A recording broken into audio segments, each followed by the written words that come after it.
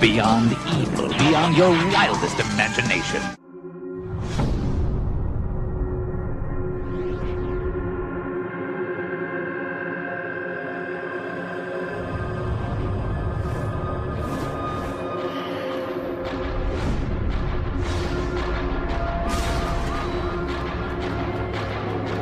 He's here! Shoot on sight! 12 years. The ache is still fresh.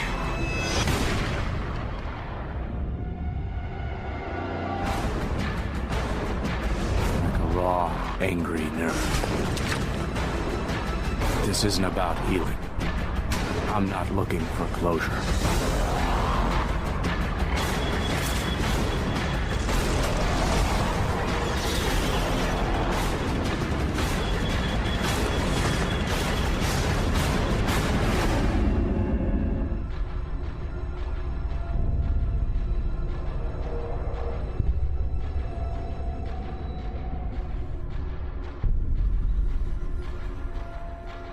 Let's hit it. Are you ready for some football?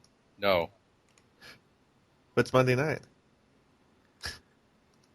Monday Night Football's been over for the last 14 minutes or so. Okay. Hello.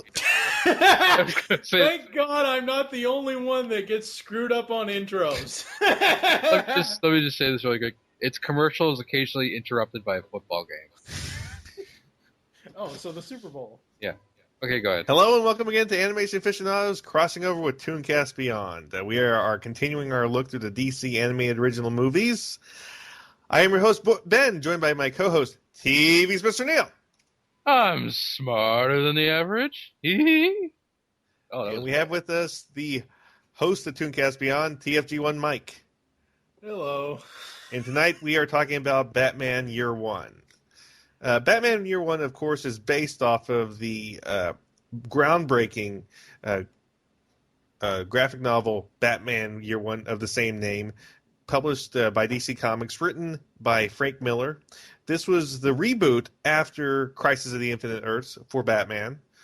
This was after Frank Miller finished his run on Daredevil at Marvel, and I remember lots of people in the comics industry were making jokes. Oh my goodness, Batman! You know, they're going to all ninja up Batman, and they were making jokes about that being a bad thing, even though, as we know, that's not exactly a bad thing. One thing I have to say about this adaptation is it's almost too faithful of an adaptation of Year One. It's to the point where I'm watching it. I know exactly. Yeah. I know exactly what's going to happen because I read the graphic novel, and if there's no deviation, there's nothing special about it. It's a perfect adaptation, and I think that's almost the weakness of it because I remember Batman Begins, which took elements of Year One, but totally made its own thing out of it. Which is what the genius is of an adaptation is you do your own thing. This is totally, exactly word for word Year One, and I think that really doesn't endear it to me, honestly. Neil, your thoughts? It was a little slow for me. Not having read the comics, that didn't really bother me. But this is only an hour long, and just like last week's movie, I was kind of looking at the clock, and it felt a lot longer than it really was. But it wasn't bad. It was really slick and clean. It kind of has an anime style, but like I say in other shows, it's kind of that anime style, the way anime is not supposed to look. Because I like classic anime where you have the girls with the big poofy green hair and stuff like that, and expressive faces and dirty hair. And part of the thing with this, for me, is the art style is too clean.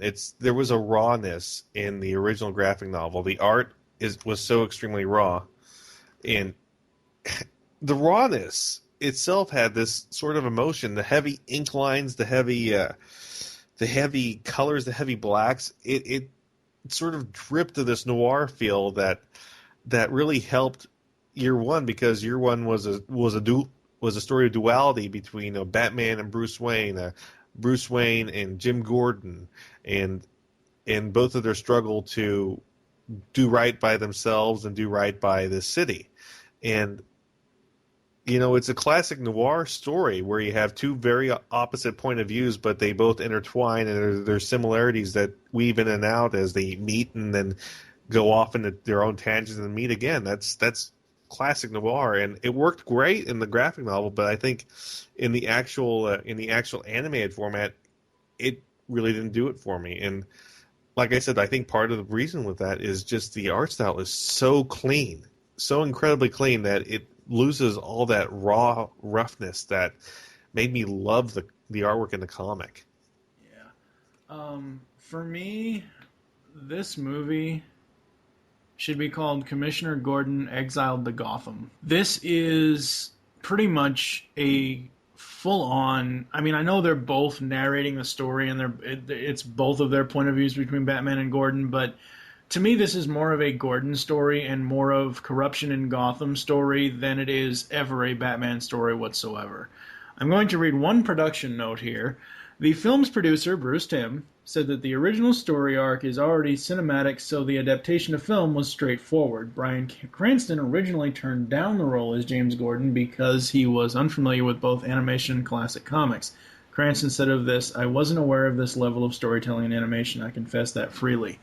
I think Cranston did an amazing job as Gordon. He's no, oh god, is it Gary Oldman? Yeah, Yeah. He's no Gary Oldman from the Nolan films, but for what this is, I'm a person who has never read the original. For me, Batman Year One, for me that story is Mask of the Phantasm. That's just the way I see it. This film, I liked it. I thought I was because it said it was anime style. I thought they were going to go back to one of the styles in Gotham Knight. Thank God they didn't. But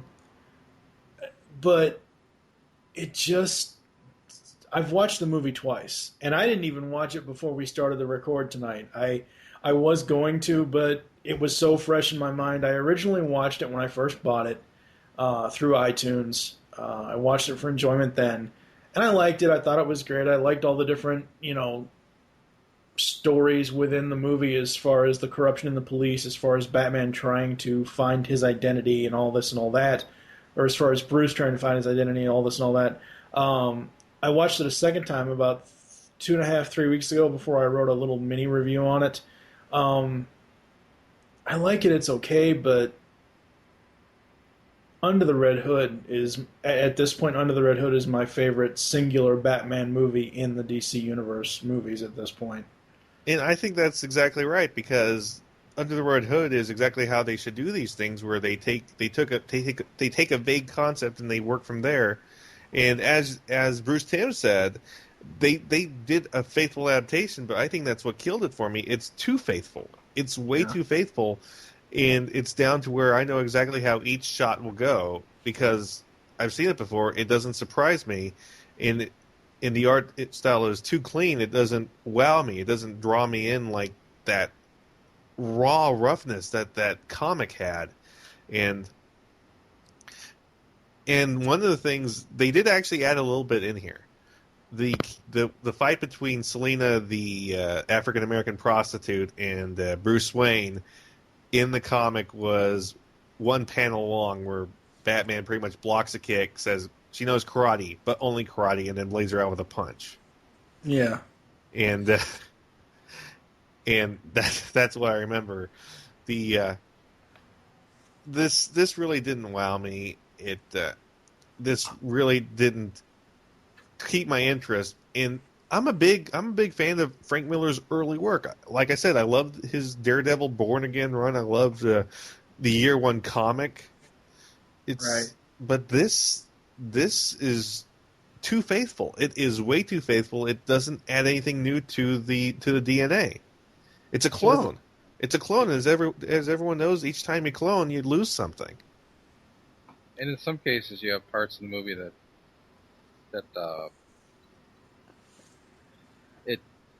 what am I thinking? Parts of the comic that don't really work well as a movie because like the female character, the one blonde cop that comes in. She comes in the middle of the movie and then she's gone before the end. Doesn't really have much of a character arc. Yeah, Detective Sarah Essen. Yeah. It's her whole story arc is basically she's the temptation to James Gordon, and she leaves and the temptation's gone. And it's something that's a lot more subtle in the comic, but the thing is, as the story went on, in the first couple of pages when they first showed Barbara Gordon, Jim Gordon's wife, not the redhead, when they first showed her, she was very beautiful, even though she was pregnant. But as the comic went on, the artist drew her more and more plain looking, because it was sort of trying to offset the idea that James Gordon sees Barbara and he sees what he's always been with, and he sees Essen, and Essen's just drop dead sexy gorgeous. Yeah. And that's something that was in the comic, but because the art style is so clean and they're so always exactly on model, that's lost. Yeah. For me, in this movie specifically, and more so The Dark Knight as well, I grew up watching reruns of the Adam West Batman. I grew up on BTAS. I grew up on all that DCAU stuff. I grew up even on the Adam West, Casey Kasem, Adventures of Batman and Robin cartoons. Barbara Gordon has always been James Gordon's daughter. It always puts me off at this point now when they're calling his wife Barbara. I know in the comics that's her name, and that's fine and all well and good, but you have this 20, 30-year history of animation where Barbara has always been his daughter in animation. And you're giving the 87 Turtles argument where what I'm familiar with is right? Is that the argument you're giving right now, Mike? No, what I'm saying is having Barbara as his wife, it puts me off because that is not what... I mean, I guess I am, but at the same time, I don't take points away from the movie for it. It's just something that kind of throws me off at first because of what I'm used to.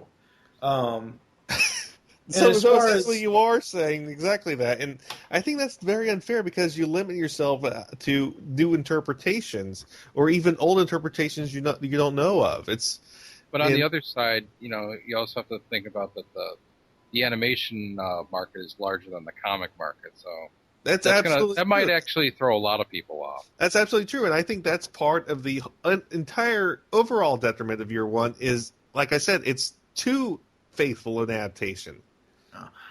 What are your thoughts, Neil, on some of the stuff in Year One? Well, the one scene that I really did like is when James Gordon and his wife, Barbara, go to visit Bruce Wayne, and he's pretending to be drunk, and he's got a prostitute there, and he does the Sharon Stone Basic Instinct leg cross. Yeah. And the wife sees it. Yeah. That was great. That was pretty much the best portrayal in animation for the playing up the Playboy angle of Bruce Wayne that I've seen in a long time. Yeah. You don't normally see the Playboy side of Bruce in animation. I mean, every now and then it came out in BTAS and in Justice League, but it was way more subtle, and this was pretty much balls to the wall. Well, balls to something. As far as the voice cast, I'm going to save one person for the very end, but we have Bryan Cranston as Gordon. You got Eliza Dushku as Catwoman / Selena Kyle, which I absolutely love Eliza doing the voice, but I think she was way underutilized in this movie. And sadly, the iTunes download did not come with the Catwoman short, so I have yet to see that. So Neil sent him the link, but licensing ruined one of the best jokes in this cartoon. What's that? When Selena Kyle first time as Catwoman decides to rob Commissioner Loeb, the joke is in the comics, Commissioner Loeb has an extensive collection of Disney memorabilia. Oh God. And like I said, that joke is ruined because of licensing. They couldn't have Catwoman rip off the head of a Mickey doll and throw it at the TV. Yeah. Like in the comics. But like I said, that ruined the best joke in the comic licensing. Other mainstays that people will know, Katie Sackhoff as Sarah Essen, Jeff Bennett as Alfred Pennyworth, which he was barely in it, honestly. he was, but I think he only said one sentence. Yeah, probably. I'm not Andrea Romano as the obstetrician, so there's that. Stephen Root was Brendan. James Patrick Stewart was one of the henchmen. Okay, now let me get to the one that I left out here. I wish they would have gotten Bruce Greenwood to do this movie. It would have made Batman a hell of a lot more interesting. It would have made me think of it more as a Batman story. However, they decided to cast Ryan fucking Atwood. Ben McKenzie. Now, Ben McKenzie, I loved him in the OC. I love him on Southland on TNT. I'm sorry, his voice does not lend to either a good Bruce or a good Batman. The only, as Neil said before, the scene that he liked, the only time I really liked Ben's voice as Bruce was during that Playboy scene, but his narration was so dull it almost put me to sleep. Oh, it's I forgot about that. That's yeah. It just overall, it's sad because the Ben McKenzie portrayal is so underwhelming. Bryan Cranston's Gordon pretty much carried this film, and overall that you do too faithful an adaptation. Number one, number two, you don't cast it correctly. I'm sorry, this movie isn't cast correctly, and I just think that this is not that good a movie, and I actually feel bad that I own it. And the only reason I don't sell it is one thing. Neil is really happy because this movie comes with a built-in palate cleanser. Yeah, Catwoman short. I'm not as, I don't think I'm as thrilled with the Catwoman short as you are, but there is the one part in it where, God, what did they throw down on the floor in the stripper scene? Diamonds. Yeah, and she does the splits, and I swear to God, I thought she was going to pick it up with her snooch. That's nothing compared to Catwoman's dance. Now that was a dance. Yeah, I'm very disappointed in the iTunes features. I'm very disappointed in iTunes overall. So. Oh, let's not even go there. But anyway, so as far as what it's made, it's very abysmal. I mean, the movie came out, October 18th. So it's been out 2 months. It's only made $1,830,000. It sold 121,282 units. I think it doesn't deserve much more than that. I'm sorry to say it. I'm actually, like I said, I'm sad that I own it. I mean, I agree with you. It's an overall decent movie if you're just looking at it that way and you're not analyzing it. But if you're someone like you, Ben, who's coming from the comics, and yes, a straightforward adaptation really it makes it too clean, as you said, and there really isn't that much here for. I mean, as I said before, for me, I would watch Mask of the Phantasm over this any day because that is a better Batman Year One story for me. Well, exactly, and that's the thing. Batman Year One has infected the DNA of what Batman is, but you should never just distill just Year One and present it again because, Batman Begins used a lot of DNA from Year One. Mask of the Phantasm used some Year One DNA, a little bit of Year Two as well. Because the whole Phantasm story is based off of the Reaper story, but that's a story for another time. Yes. In total, to this point, All 13 of these movies have made $75,345,722, and they've sold 4,869,337 units. For 14 movies in nearly almost 5 years, I would say that's good numbers. I still can't believe that Doomsday still has the highest as far as the money goes. So for me, as I said, I did buy this in iTunes simply because when you rent stuff in iTunes versus buying, you only get the movie. You have to actually buy stuff in iTunes to get the special features, and I thought the Catwoman short was going to be on the iTunes purchase. It wasn't, so I kind of wasted $15.89, but I was still open-minded to the movie because I had never read the comic, and I was like, okay, well, we'll see how this goes. And it was... I'd probably, if it was on Netflix, I'd probably give it a 3, but I'm probably really going to give it a 2 at this point. It's just, I don't know. What about you, Neil?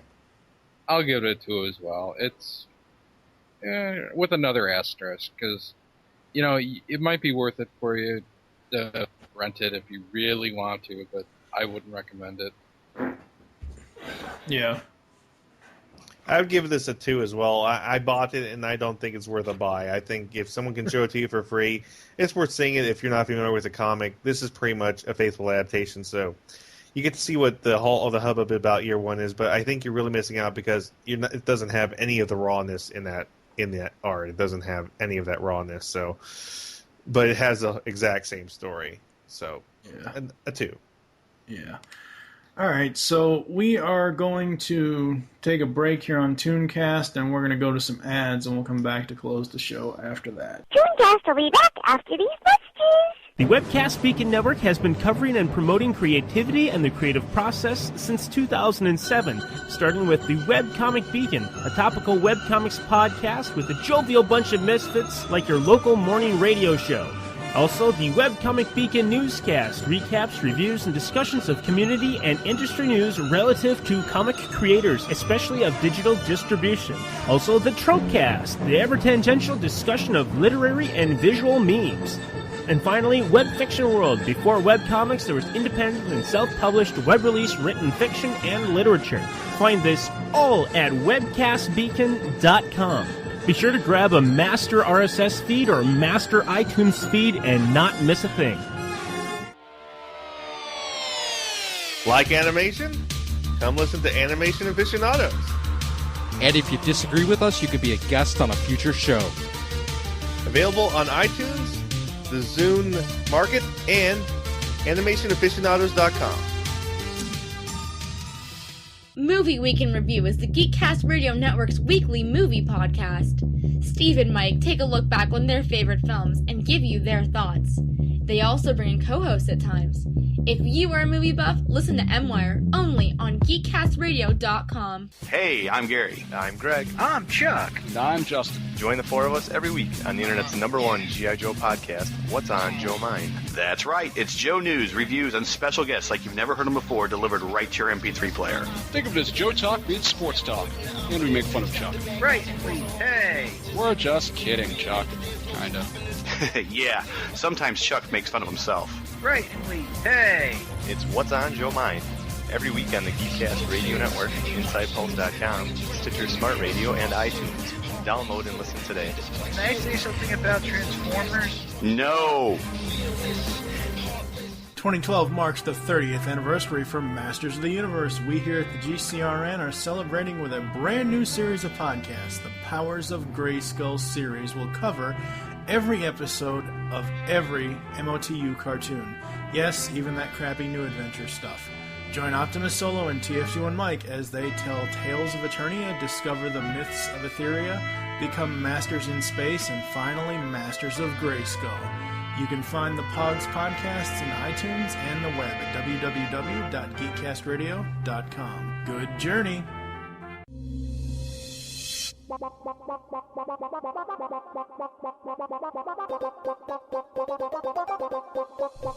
can now hear the GeekCast Radio Network while on the go with Stitcher Smart Radio. Stitcher is a free-use and talk mobile app available for your smartphone. And when you download Stitcher to hear GeekCast Radio, you'll have a chance to win money. Downloading is quick and easy. Just find Stitcher in the App Store. During registration, hit the promo code box and enter GeekCast Radio, all one word, to get automatically entered to win $100. The latest episodes of the shows will be waiting for you in your favorites. You'll get access to lots of other amazing shows too. Always available to you on demand, no syncing. It's Stitcher Smart Radio. Don't forget to enter promo code GeekCast Radio when you register.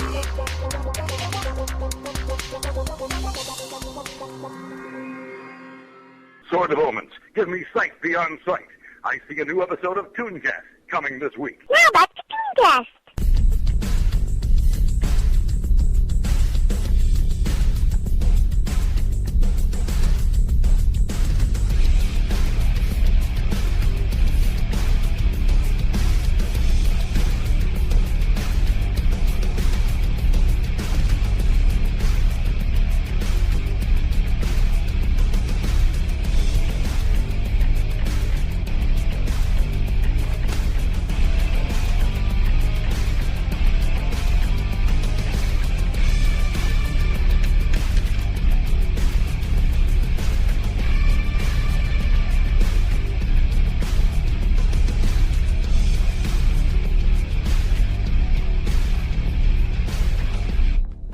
Rough Cut's back.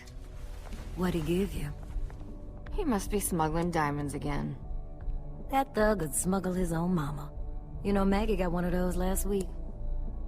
You heard from her?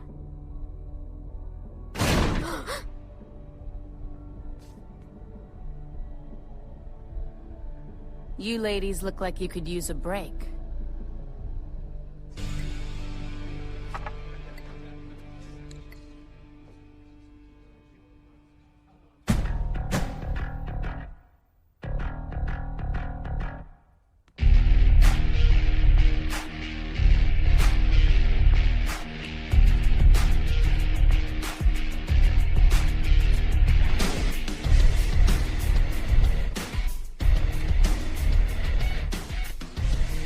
No. Seems like that Catwoman brought in the papers.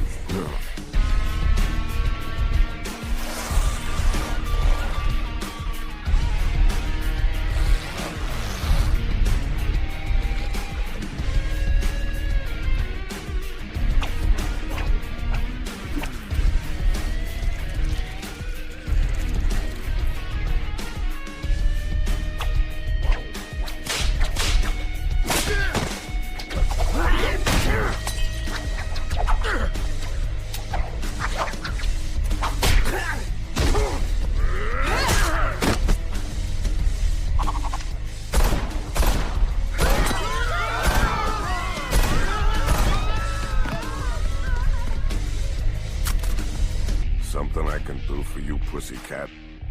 I'm looking for the owner of this. Never seen it before. Take a closer look.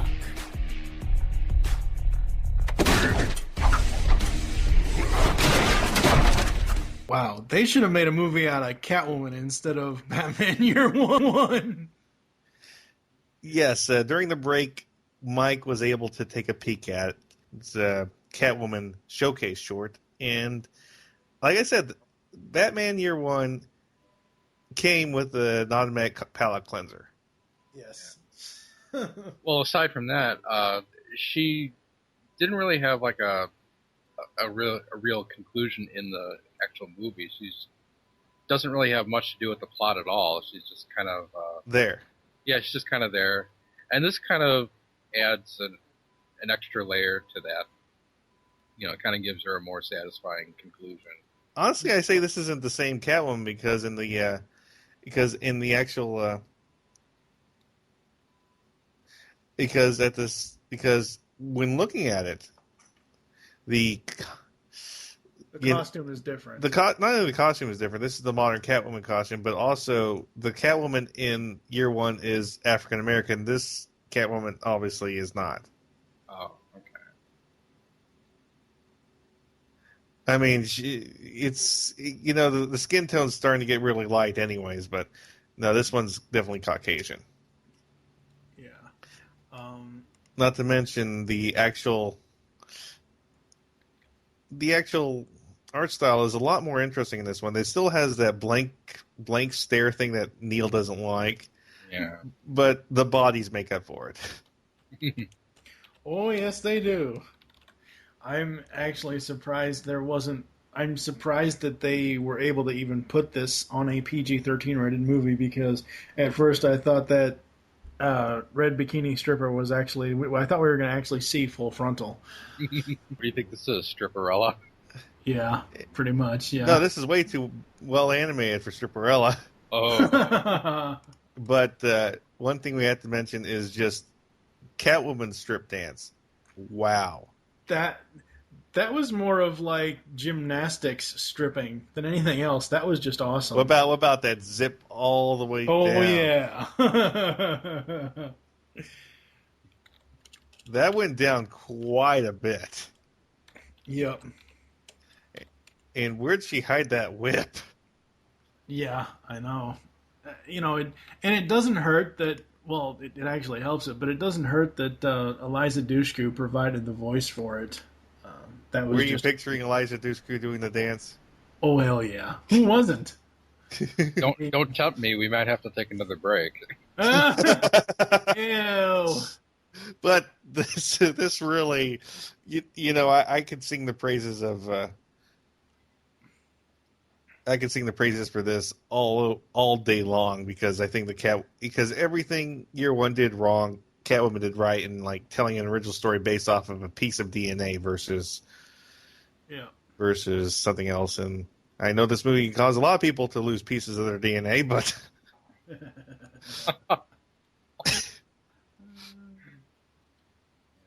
but really, this is actually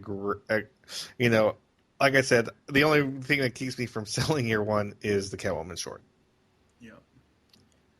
But Mike's just stuck with it because he has iTunes. Whatever. Now, kind of moving off of, kind of just to close the show here, I did want to bring up the fact that this past week, well, by the time this airs, as of this recording, when we're recording this, we have just gotten the Justice League Doom press release, and I can't wait till February 28th. The grand reunion of actors who provided the voices of Justice League for the cartoon of the same name and its follow-up Justice League Unlimited includes Kevin Conroy, Michael Rosenbaum, Susan Eisenberg, Carl Lumley, and of course they have to bring in Bumper Robinson and a few other people.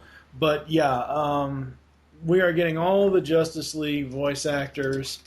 The Blu-ray special edition features for Doom will have a tribute to Dwayne McDuffie on it, because Doom was, while Ass, All-Star Superman, was the last thing he was able to see and promote before he passed away, Doom was the actual last thing he worked on and that he wrote for. One minor thing, there is no George Newbern. Yeah. You know what? I know people dump on George for that season 1 of Justice League, but it's really not fair because he hit it out of the park after that. Really, it's not his fault. It's Bruce Timm and the writer's fault. Bruce Timm admitted it. Well, no. I understand that. Who is playing? Superman is in this though, right? Tim Daly. Oh, okay. Well, that's fine. But I think it's just such a shame that every time they do a movie, it's like Tim Daly, and they're never calling George back. And George does a pretty damn good Superman. He does, I mean, George Newbern is just in there. Come on, guys. George Newbern. I'm going to keep going until you're just a greasy smear on my fist. Let's go. Yeah. That was such an underrated performance, Ben. Come on. You could have put more into that. No, but I am so looking forward to that. Here on ToonCast Beyond, we will actually, because by the time this episode airs February 1st, 2012, there will not be a ToonCast Beyond episode until March 7th. So we're taking a month off in February because Doom doesn't release until February 28th, as I said. But I just absolutely can't wait to see it. I actually just added the trade paperback for the JLA issue on my Amazon wish list. And I want to read that. Hopefully someone will get that for me for Christmas, and I want to read that before I actually see the movie. I've heard really good things from Tower of Babel, and this is probably the only book at this point that I'm really excited to read before seeing the adaptation for it. Because I loved all of the adaptations, like New Frontier and all that. I love those movies individually for what they are without having to read the source material. So, I think that's going to do it for us. Thank you for joining us here on the ToonCast Beyond Animation Aficionados crossover. There are several ways to get in contact with us to leave feedback for the shows. Visit the websites, geekcastradio.com and animationaficionados.com. Leave the show's feedback in iTunes. Please do this. Follow us on Twitter. The show name there is ToonCast Beyond. Mine is TFG and Mike. Neil, what is your Twitter? Neil Saba. Ben, what's the A Twitter? A Aficionados. Become a fan on Facebook. Go to facebook.com/GeekCast Radio Network and facebook.com/AnimationAficionados. Call our voicemail line. Tell us the show you're leaving the message for and your name. 502-526-5821. We hope you enjoyed this episode of ToonCast Beyond and Animation Aficionados and wish you'll join us next time where we will be continuing the DC Universe animated movie spotlight with Justice League Doom. For now, I am TFG and Mike with TV's Mr. Neil. And Ben. Thank you for listening. Until next time. Good night. You guys always fuck it up. You each have a personal vendetta against the Justice League. Their deaths would serve my goals. You've all tried and failed to kill members of the League on multiple occasions. Everybody take what you can and get out. It's the Justice League. Say goodnight, Ace. Savage has foolproof plans for how we can destroy them. Kryptonite bullet. I will pay you $100 million after you destroy the Justice League. Take them down.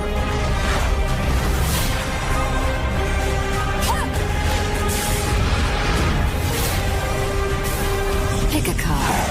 Any card.